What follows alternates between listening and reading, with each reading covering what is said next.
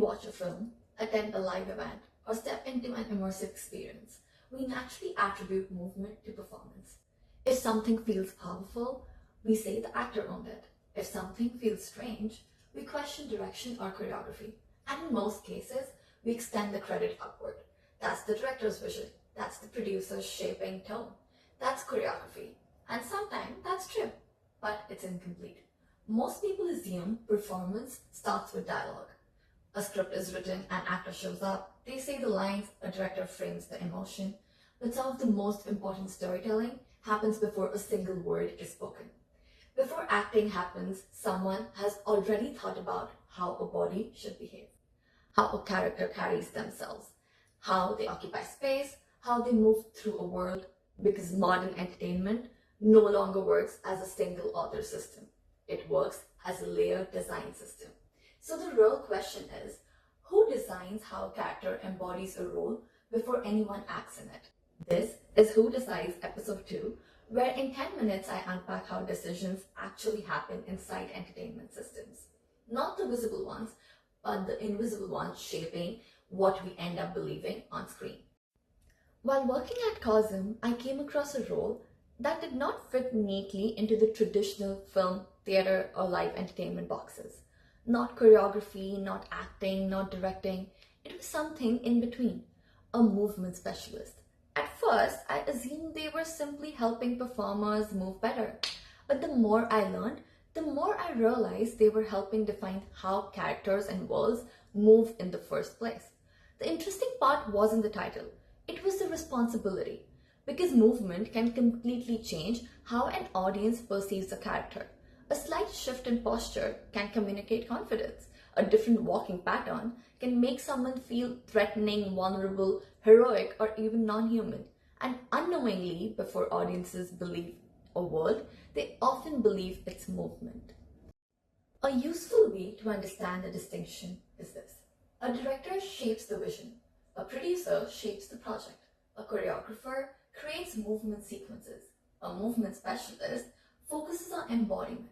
They define how the character physically exists. They define the weight logic, which is how gravity affects character behavior, posture systems that communicate identity, gesture economy, how much emotion can be expressed physically, identity consistency, which is how a character moves across performers, spatial behavior, which is how characters relate to environment and others, creature and non-human embodiment. So instead of asking, how does this scene work? They ask, how does this character exist? And that distinction becomes increasingly important in worlds filled with fantasy characters, immersive performers, avatars, and large-scale life experiences. Entertainment has evolved dramatically.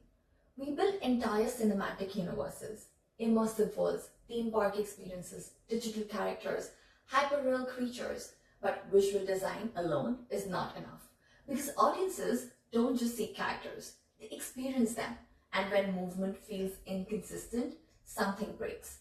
It could break character believability, cultural authenticity, audience immersion, brand or IP consistency. The audience may not know why, but they feel it. A character can look perfect visually and still feel unbelievable. That's why productions increasingly rely on specialists who think about movement the same way production designers think about environments. Not as decoration, but as part of world building itself. One of my favorite examples comes from a Bollywood movie called Brahmastra.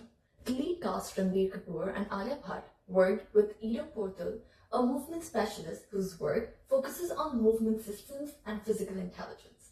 He structured physical performance systems to ensure that supernatural abilities and larger-than-life mythology did not feel arbitrary, but grounded in repeatable physical logic. Alia Bhatt's character Isha required movement that balanced emotional realism with heightened fantasy physics, ensuring her reactions stayed human even in unreal situations. This is where movement stops being acting choice and becomes part of the world consistency. Outside traditional film systems, this idea has already expanded. There is a full-fledged business set up on this particular niche. Studios like LA Follies, co-founded by two women dancers and movement artists in Los Angeles, operate in a space between between performance, choreography, and immersive design. They don't just choreograph pieces or design costumes, rather they build characters. They build movement languages for live experiences, brand activations, immersive installations, character-based environments, film worlds, etc. Where movement is not staged for an audience, but embedded into the environment itself. This is the same logic movement specialists bring into film and immersive worlds. Not performance as output, but movement as infrastructure. Once you notice it, it becomes obvious. Movement is not just expressive behavior. It is structured system.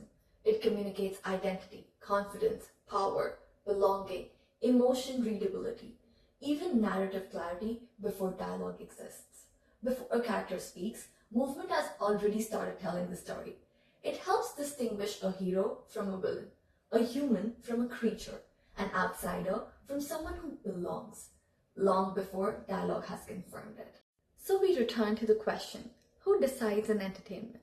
We often think it's writers, producers, directors, but entertainment is built by layers of specialists whose decisions shape what we ultimately believe. In this case, movement specialists help transform imagined characters into believable ones, and most audiences never realize that layer of authorship exists. So next time you watch a scene from Spider-Man, Avatar, or Wonder Woman, try something. Mute it for 10 seconds.